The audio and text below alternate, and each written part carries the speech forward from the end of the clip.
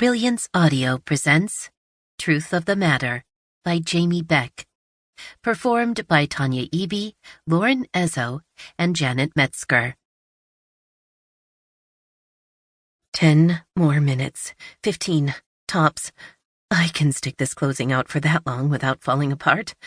A revenge plan of some kind might have cushioned the blow, but payback won't put my family back together. I've survived losses before.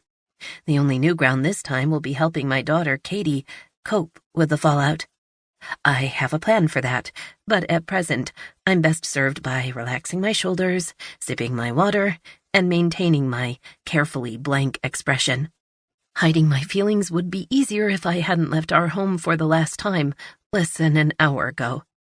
Without drapes and carpets, the McMansion had felt cooler than the inside of its sub-zero refrigerator. A fitting end. Recollections of those final moments spent in the foyer bombard me. On the wall, unfaded squares where my original paintings had hung, the faint echoes of the shrill bell on the pink bike Katy used to pedal across the floor, and of the futile marital arguments about missed soccer games and inconsiderate in-laws that replaced laughter and I love yous.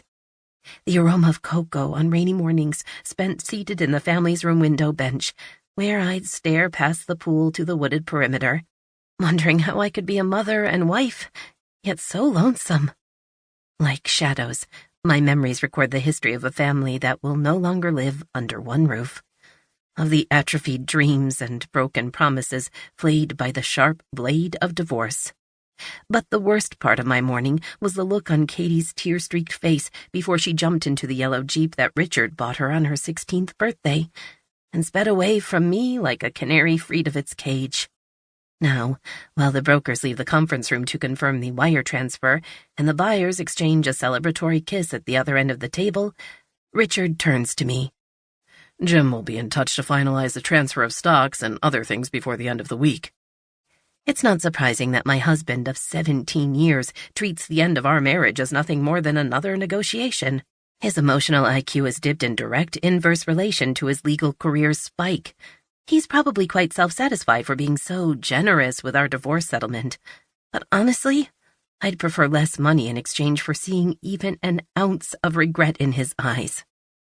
I say nothing about the stocks because thank you seems unwarranted for something I earned in exchange for years of waiting patiently, raising our daughter largely on my own while supporting him as he built his practice, on the promise of the life we would one day share. Surprise! Instead of planning empty nest vacation weekends in Bermuda, he dumped me to bestow those perks on Lauren, the interloper. I hate Lauren.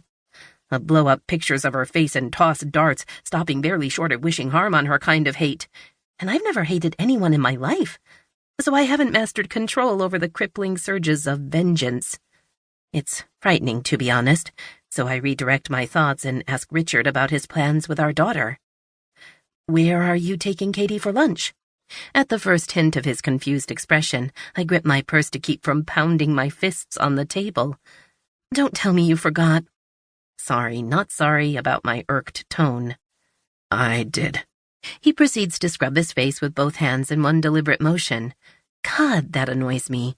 Each gesture, word, and outfit is chosen with care. I promised Lauren.